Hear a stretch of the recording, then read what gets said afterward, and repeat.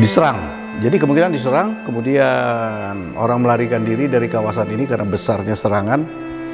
Dan situs kota Cina ini memang diserang lebih dari 2 kali. Diserang, dihancurkan. Dulu di situs ini merupakan bandar perdagangan kuno. Jadi kota kuno, kota perdagangan, pusat perdagangannya itu ada di kawasan ini. Ketika Kota Medan belum ada, Kota Medan yang sekarang belum ada, maka disinilah situsnya.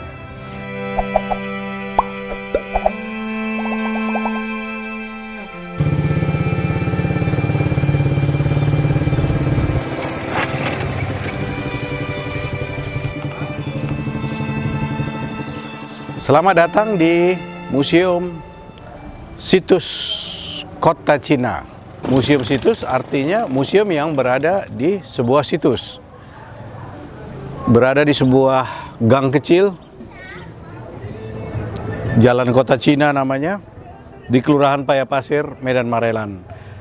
Jadi museum ini terletak di sebuah situs yang tadi bernama Situs Kota Cina. Dulu, kalau kita lihat gambar itu, dulu di situs ini merupakan bandar perdagangan kuno. Jadi kota kuno, kota perdagangan, pusat perdagangannya itu ada di kawasan ini. Ketika Kota Medan belum ada, Kota Medan yang sekarang belum ada, maka disinilah situsnya. Sebagai situs penting pada abad ke-12 sampai ke abad 16, yang pertama datang kemari orang-orang Tamil. Pedagang-pedagang Tamil. Makanya nanti kita lihat di dalam ada arca, ada temuan-temuan yang didominasi oleh peradaban Tamil. Tapi begitu pun orang-orang Cina, orang-orang Tionghoa dari daratan Cina juga datang kemari, walaupun dia baru muncul di abad ke-15. Cheng Ho misalnya. Ya. Cheng Ho ini berdasarkan laporan Cina. Dia pernah pada tahun 1405 sampai 1422 4 kali mengunjungi kawasan ini. Jadi pada abad ke-15. Cuman harus diingat kota Cina ini sudah ada di abad ke-11, yaitu didominasi oleh orang-orang Tamil. Cheng Ho 4 kali, ya, tahun-tahunnya jelas di dalam laporan-laporan Tionghoa, 4 kali mengunjungi kawasan yang kelak dikenal sebagai kawasan Aru. Jadi ini kawasan bagian dari kawasan Aru yang salah satu pusat peradabannya, kontaknya dengan Islam. Ada 5 km dari daerah ini, namanya Situs Kota Rentang. Ya. Sedangkan namanya sendiri Situs Kota Cina, nama museumnya. Itu berasal dari bahasa Tamil. Kota artinya tempat, lokasi, kawasan tempat berdagang. Cina, itu lihat double N, artinya kecil mungil dalam bahasa Tamil. Jadi kota Cina itu tidak berkaitan dengan city atau kota dalam artian modern. Jadi bukan terjemahannya sebagai ya city atau kota modern, tapi kota yang kemudian di dalam kosakata di Sumatera Utara, di daerah Karo misalnya menjadi kuta atau kota raja misalnya di Aceh. Ya, kota Cane ada di Aceh. Itu evolusi dari penggunaan kata kota. Kita masuk ke dalam ya untuk melihat beberapa koleksi yang ada di museum ini.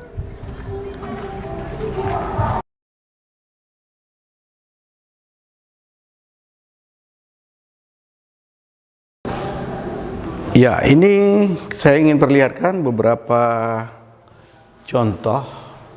Di kawasan ini ditemukan sampai saat ini ada 4 candi. Jadi candi agama Buddha, candi agama Hindu, dan agama Siwa. Konstruksi candinya kira-kira seperti ini. Ya. Dia candinya candi-candi sederhana, dinding dari batu bata, dengan atap dari rumbia, dengan sistem pintu sorong. Nah, pintu sorong. Dan yang berkaitan dengan ini kita menemukan ini orisinal, temuan-temuan orisinal, poros yang ada di pintu candi. Ini ada lubang di sini, lubang yang berfungsi seperti engsel. Ini lubang ini. ya, poros dari tiang pintu. Jadi pintunya disorong, dibuka, dan ini kedua pondasi ini merupakan bagian penting dari candi ini. Kemudian ya, ini batu-batu, dan ini ditemukan aliran air suci lingga yang ada di candi. Ini beratnya lebih kurang 100 kilo. Ya.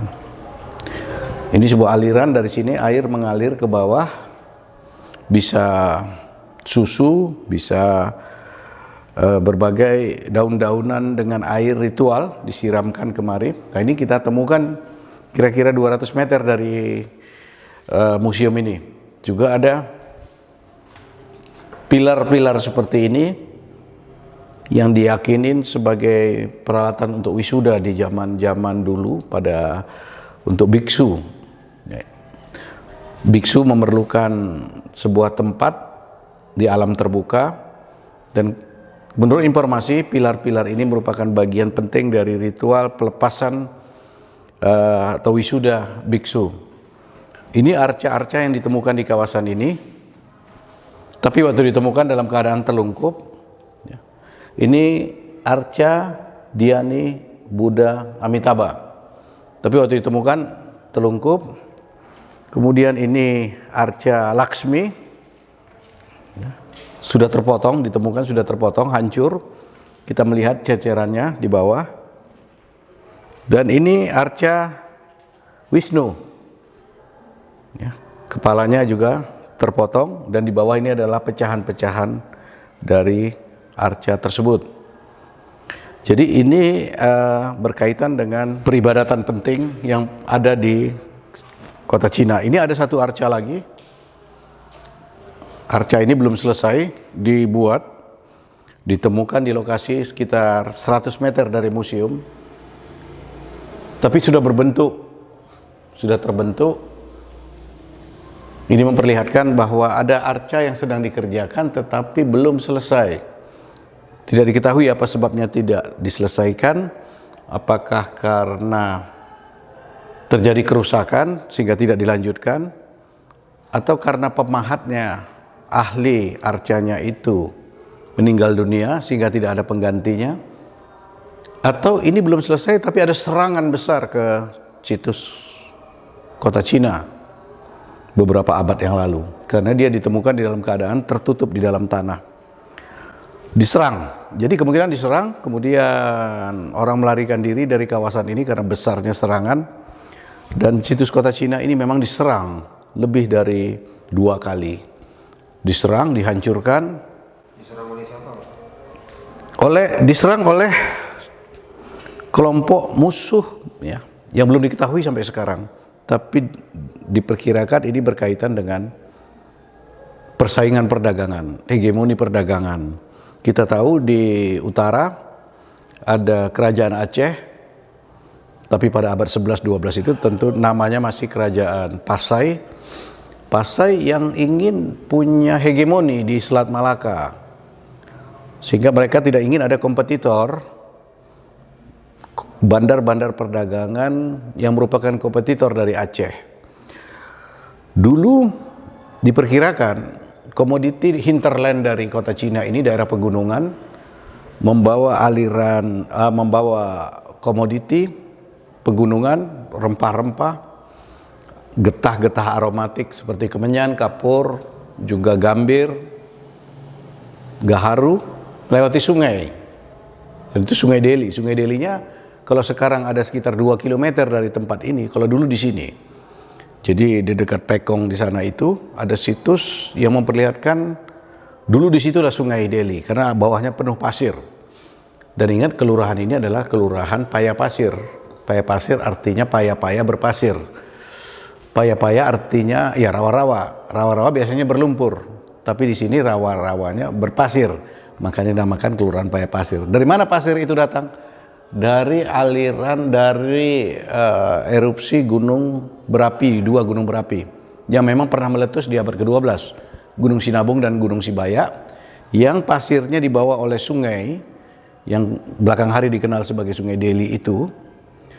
pasir dibawa kemari. Karena bawa banyak sekali pasir di sini, maka kelurahan ini dinamakan Kelurahan Paya Pasir.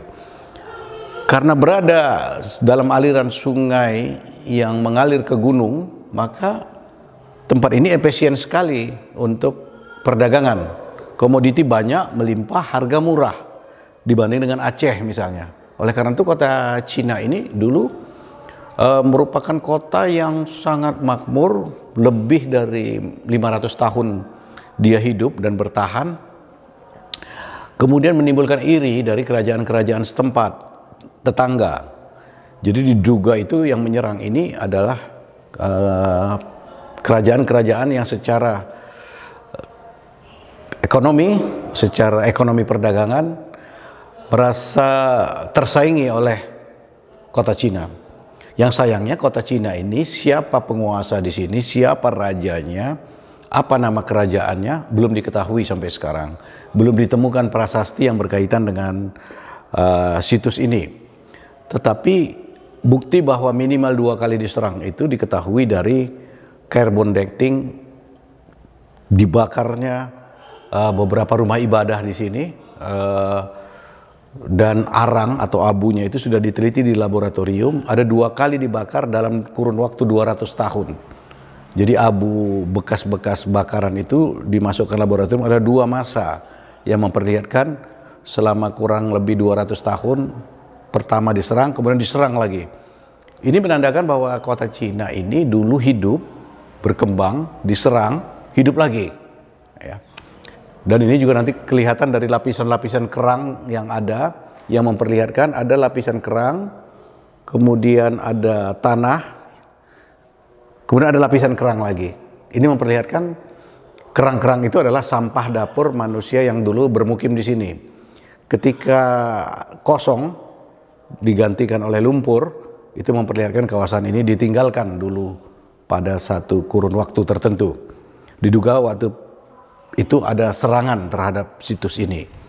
Dan di museum ini juga kita melihat ada beberapa batu yang berukir yang masih menjadi misteri. Ini apa, terbuat dari apa. Nah, ini kerang-kerang yang saya katakan tadi, ya. Ini kerang banyak sekali. Ini sisa makanan manusia yang pernah hidup di sini. Ini dia kerang. Dan museum ini juga mengoleksi beberapa fosil satwa yang pernah ada di sini. Ada tulang belulang dari hewan-hewan yang dulu pernah ada di sini dan dimakan oleh warga di sini. Ada fosil kura-kura raksasa besar sekali yang ditemukan di lokasi ini. Juga ada buaya, ya, fosil buaya yang pernah ada di tempat ini. Di sini ada, di museum ini kami ruang atau lubang untuk mengawetkan temuan-temuan organik seperti kayu, tiang-tiang kayu rumah zaman dulu. Juga ada batu bata yang disimpan dengan cara direndam air payau. Air payau ini masuk dari sebelah museum lewat sungai yang ada di sebelah, ya, meresap ke dalam museum ini. Pada saat ini air pasangnya, pada air surut nanti airnya akan turun ke bawah. Gunanya lubang ini untuk mengawetkan. Jadi kalau kayu dan batu-batu ini diletakkan di atas, maka dia akan rusak, kering, karena ada udara, suhu udara yang tidak memungkinkan kayu dan batu ini awet. Nanti di sana bisa dilihat bagaimana batu-batu bata yang kami letak di sana itu mengalami kripis, ya, mengalami kerusakan. Sedangkan letak di sini dia tetap awet. Museum ini juga bisa memperlihatkan bahwa kota Cina dari abad 11 itu adalah pusat perdagangan. Kalau ini tadi kan pusat peribadatan yang saya perlihatkan dengan satwa, ya. Tapi di sini pusat industri, pusat perdagangan, ekonomi, transaksi ekonomi. Di situ ada mata uang dari beberapa periode dari berbagai dinasti Cina. Ada uang dari Sinhala, Sri Lanka, ada uang Chola dari India. 3 negara, khusus untuk Cina dia dari berbagai dinasti, dari mulai dinasti Tang sampai dinasti Ming. Uangnya Cheng Ho itu pada masa dinasti Ming, Cheng Ho itu juga banyak sekali ditemukan di kawasan situs kota Cina ini. Jadi perdagangan dibuktikan dengan uang tadi, tapi juga ada tempat industri, khususnya emas. Itu di depan, nanti saya perlihatkan ada cepuk-cepuk emas, tempat peleburan emas. Jadi emas dari gunung dibawa kemari dalam bentuk butiran, dilebur di sini, dan kemudian dicetak menjadi perhiasan-perhiasan. Nanti saya perlihatkan perhiasannya. Itu alat-alatnya itu dari cepuk, yang dinamakan cepuk dari tanah liat, tempat meleburkan emas, dan kemudian dari sini dituang ke dalam cetakan-cetakan. Jadi pusat industri emas, pengolahan emas. Bukan tempat datangnya emas, karena datangnya emas itu dari pegunungan. Tapi di sini peleburan, dan setelah dilebur, dicetak, kemudian dibawa ke luar negeri, diekspor. Kemudian nanti di sana itu ada tahi besi, ya, tahi besi yang memperlihatkan industri. Ini semua tahi besi. Ya, tahi besi ini menunjukkan dulu ada industri logam di kawasan ini. Ini sisa-sisa dari industri logam. Jadi kota Cina sejak abad ke-11 merupakan kota yang sangat kosmopolitan. Dalam artian dia pusat industri. Ada pusat industri, pusat kerajinan emas, dan perdagangan, komoditi, rempah-rempah. Selain juga pusat agama. Agama ini kalau menurut kami itu hanya merupakan bagian dari keseharian, karena mereka itu adalah orang-orang yang mungkin religius pada zamannya, ya. Jadi mereka berdagang, membawa komoditi dari sini, tinggal sampai 1 tahun di kawasan ini, menunggu angin untuk kembali ke negerinya. Nah, ketika itulah mereka perlu beribadah, dan tidak merupakan pusat-pusat keagamaan yang besar seperti misalnya di Jawa, Borobudur. Mereka tidak membuat candi yang besar, karena ini hanya persinggahan dari para pedagang. Makanya candi yang ada di sini tidak terlalu besar, dia kecil saja, mungil. Kalau di dalam Islam kita analogikan seperti membuat mushola atau langgar, tapi tidak membuat masjid, ya. Dan ini juga beda dengan candi-candi yang ada di Muara Jambi atau di kawasan Portibi yang lebih monumental. Jadi di sini sepertinya ada mobilitas yang sangat tinggi, orang datang pergi, tapi juga perlu beribadah, ya.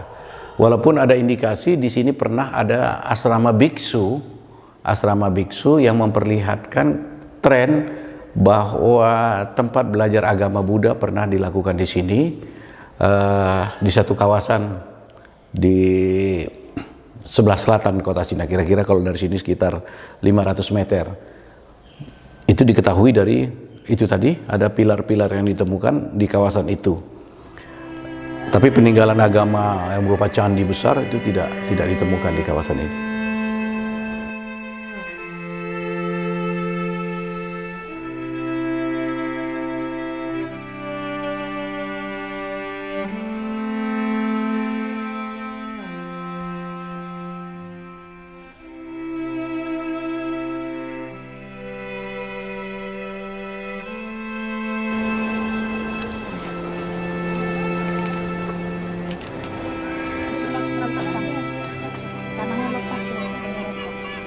Coba diangkat ini.